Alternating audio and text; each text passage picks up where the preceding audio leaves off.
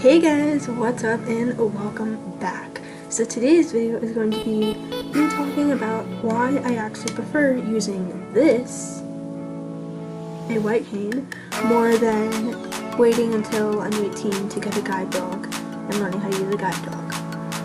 If you want to see more videos like this, please subscribe to my YouTube channel down below, turn on the post notifications and give this video a thumbs up. So give this video a thumbs up and turn on the post notifications so you get notified every single time I post a new video. And share this video with anybody who might be interested in my content. And yeah, let's get started. So I'm gonna give you guys a little bit of little bit of a backstory on why I have this. So yeah. So as you guys might or might not know, I was born premature at 26 weeks, weighing 1 pound 9 ounces, and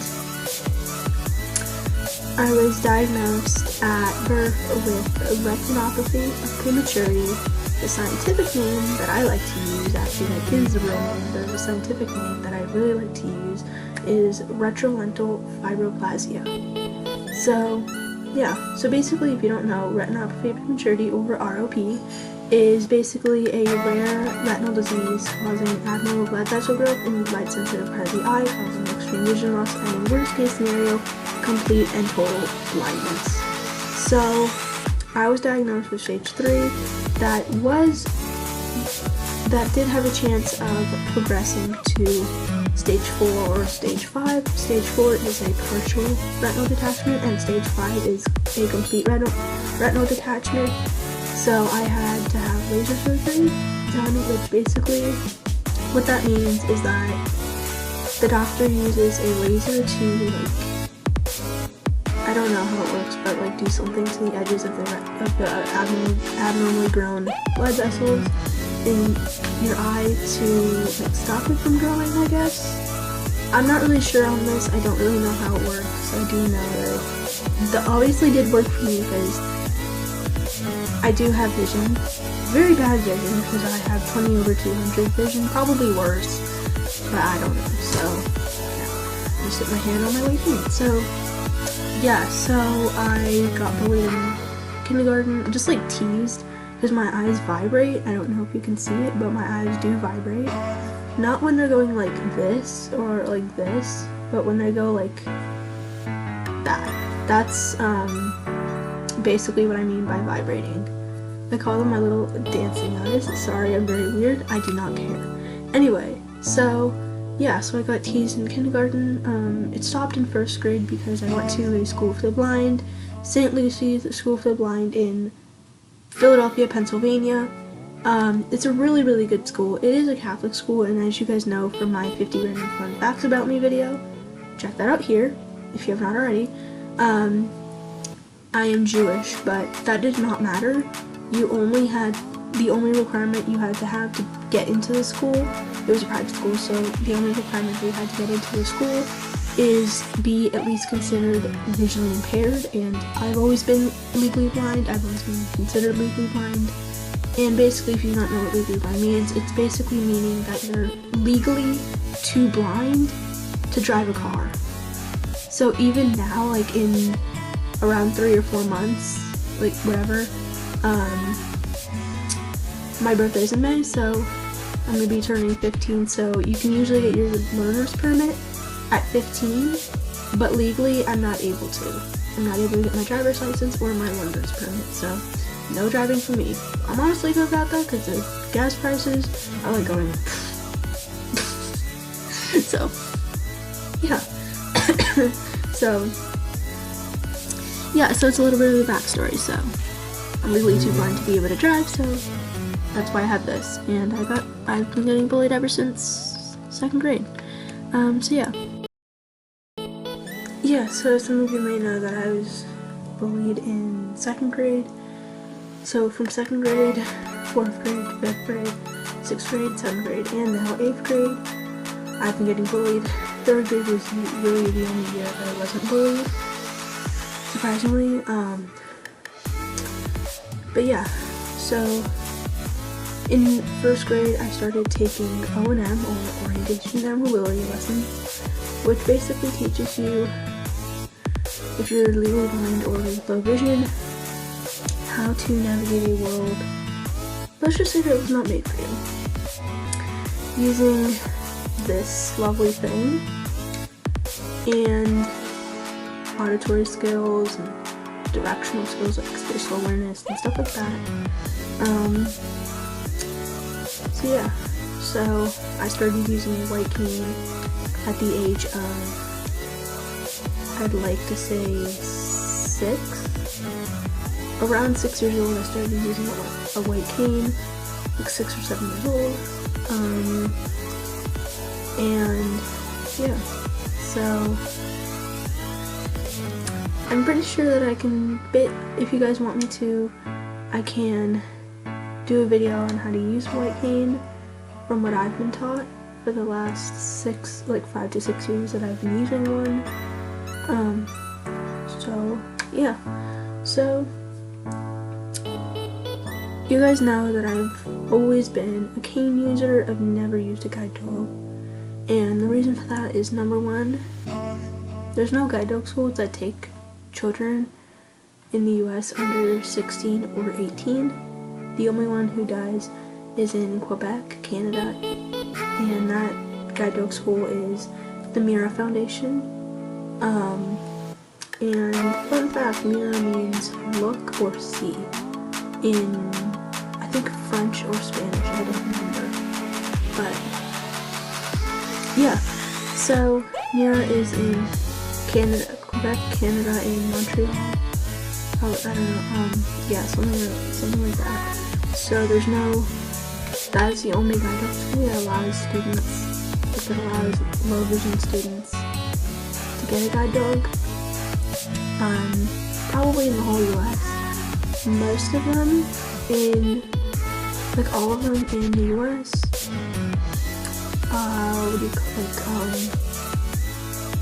they allow students from age 16 or 18 is the minimum age.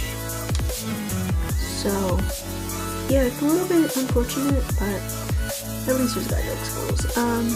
Where I live in Georgia, there really are no guide dog schools.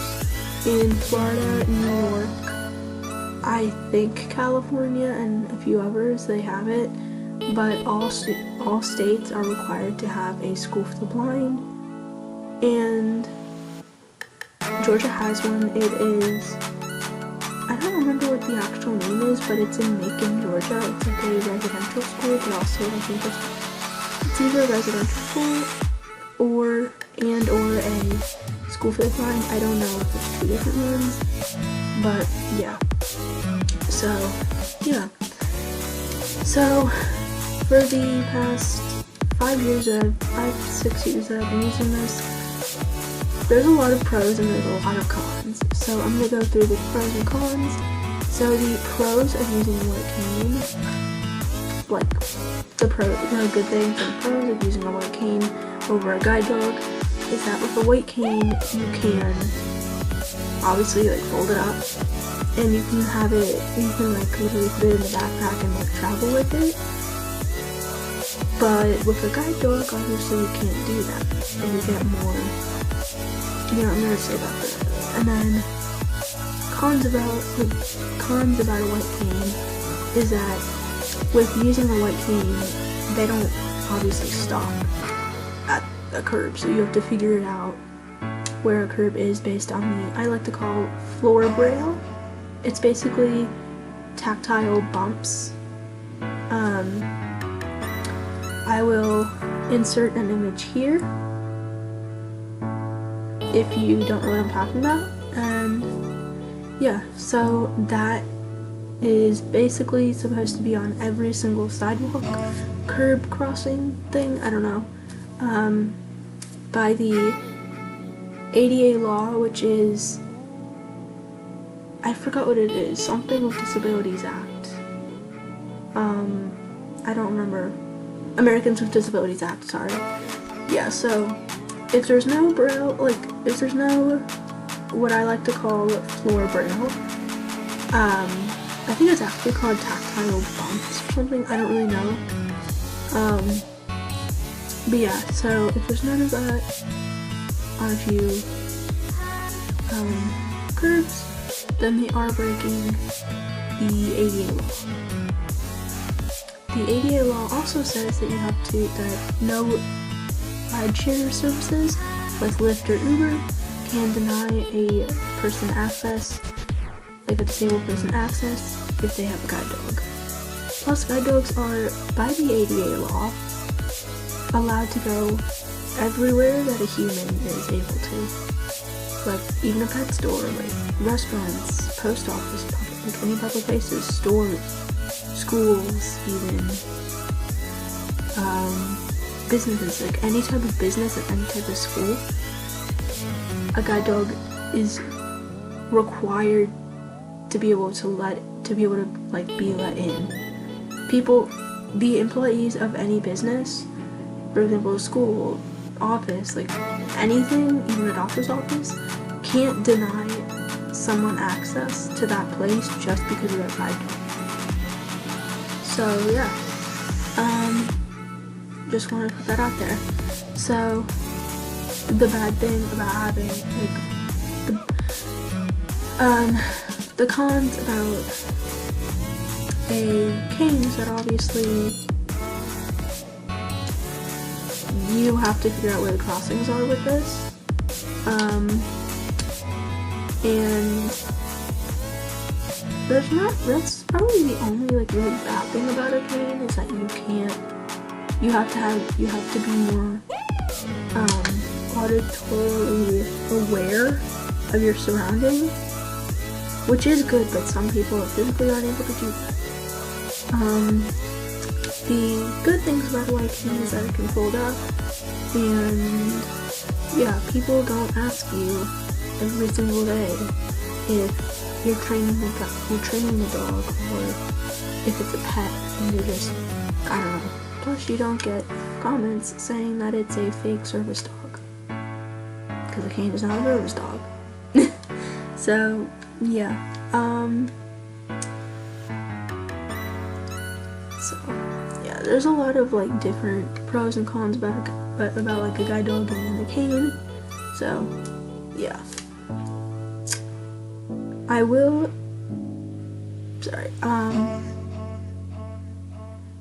I'm gonna be listing the pros and cons of a guide dog.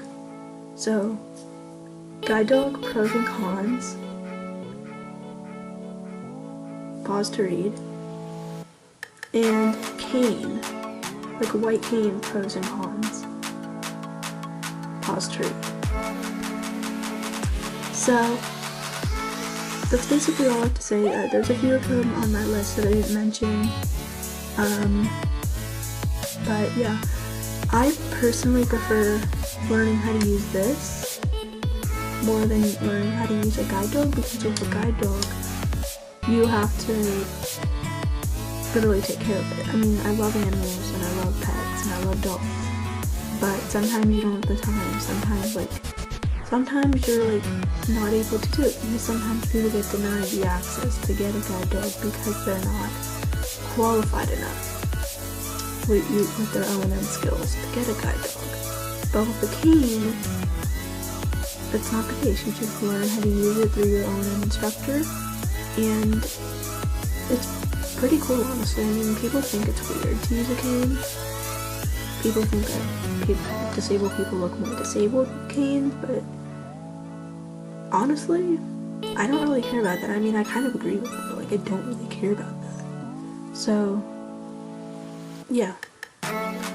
So also, I'm gonna put a picture of like, I don't know, a white cane folded out, like completely unfolded and then folded, so hopefully I can find one here, and then a guide dog, in case you don't know what a guide dog looks like. I mean, for people who know nothing about disability, not trying to offend anyone, by the way.